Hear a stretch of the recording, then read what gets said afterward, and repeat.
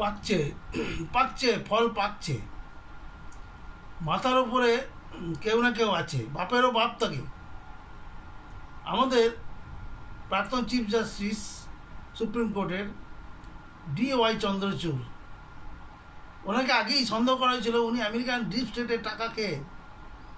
এবার American deep state যেটা বলছি সেটা কি, যে পৃথিবীর সমস্ত সন্ত্রাসবাদী সংগঠন, সমস্ত স্মাগলার, তারা একটা আলাদা পৃথিবীতে চায়। তারা সাধারণত সমস্ত বদমাইশদের মদত দেয়।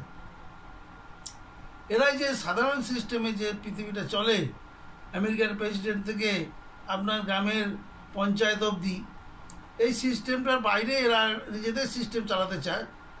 তাদেরই একটা হাতের পুতুল ছিল আমাদের সুপ্রিম কোর্টের চিফ জাস্টিস DY চন্দ্রচূড়।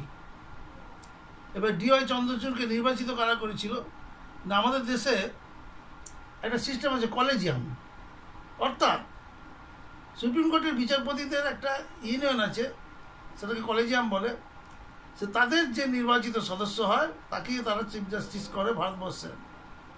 এবং অতীতেও দেখা গেছে বিভিন্ন ভুল ত্রুটি, কিন্তু এই ভদ্রলোক পরিষ্কার ঘুষ খেয়েছে। সেটা আমাদের পশ্চিমবঙ্গে যে কেসগুলো শোনা গিয়েছে, ধরুন ডিএ মামলা, তারিখ পে তারিখ, এর কোনো বিচার নেই, হিমঘরে পাঠিয়ে দিয়েছে। আরজি করে যে মহিলা খুন হন, মহিলা ডাক্তার, সেটাকে সুমোটো কগনিজেন্টে নিয়ে তার 12টা বাজিয়ে দিয়েছে। বাঙালির অস্মিতায় আঘাত লেগেছে। তখন থেকেই বাঙালিরা পুষছে DY চন্দ্রচূড়ের সঙ্গে। এই DY চন্দ্রচূড়ের সঙ্গে আছে কে না, বাঘা কিছু উকিল। প্রথমে নাম করতে হয় কপিল সিব্বল। এই বুড়ো ভেড়াটা এই এতটা বছর বয়সে এখন শুধু মানুষের ক্ষতি করতে জানে। যেদিন আমাদের সংবিধান দিবস ছিল, আগেই টের পাওয়া গেছিল যে উনি একটা কিছু করছেন, যে 26শে নভেম্বর যেদিন সংবিধান দিবস ছিল, সেদিনকে কপিল সিব্বলকে দিয়ে চন্দ্রচূড়কে ডাকিয়েছিলেন আমাদের মহামান্য রাষ্ট্রপতি। তিনি বলেছিলেন যে ভারতবর্ষের সাধারণ মানুষ কি বিচার পাবে না? তা কপিল সিব্বল উত্তর ঠিক মতো দিতে পারেনি। তা ভারতবর্ষে বিভিন্ন মানুষ আগে বিভিন্নভাবে বিভিন্ন মামলায় ফুঁসছিলেন যে DY চন্দ্রচূড়ের আগে বিচার হোক। তেন পাটনা হাইকোর্টের এক বিচারক, ওনার নাম হচ্ছে রাকেশ কুমার, উনি একটা মামলা করেছেন যে DY চন্দ্রচূড়ের বিরুদ্ধে, এবং CBI তদন্ত চেয়েছেন। সঠিক কথা, ভালো কথা। উনি এখন ক্ষমতায় নেই, যাওয়া সহজ হয়েছে, নইলে মনে হয় সংবিধানের কোনো ধারায় তাকে আটকানো হতো। কিন্তু সংবিধানের ধারা আছে যে মিসইউজ অফ পাওয়ার। ওনার রোল কি ছিল 1 জুলাই 1923-এ, যে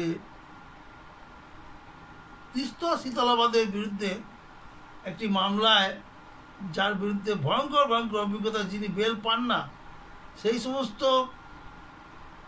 মামলায় ওনাকে অব্যাহতি দিয়েছিলেন।